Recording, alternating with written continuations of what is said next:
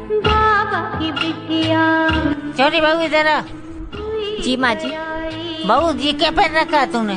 माँ जी मैंने ना सूट पहना है, क्यों अच्छा नहीं है क्या? बहू जी वही सूट है ना जो मैंने अपनी बेटी को गिफ्ट में दिया था? हाँ माँ जी ये वही सूट है, पर मुझे इतना पसंद आया ना कि दीदी ने मुझे दे दिया पहनने के लिए। बहू तेरी इतनी हिम्मत है गई जो तुम मेरी बेटी का सूट पहनाई?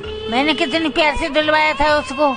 नहीं माँ जी मैंने ये सूट दीदी से मांगा नहीं था, दीदी ने तो खुद दिया था मुझे पहनने के लिए। बहू मैं तेरे सारे इरादे जानती हूँ। तू मेरी बेटी का इस घर पे हक मारना चाहती है, पर ऐसा कभी नहीं होगा। बहू बहू होती है, बेटी बेटी होती है। पर माँ जी तू मेरी बेटी की जगह कभी नहीं ले सकती।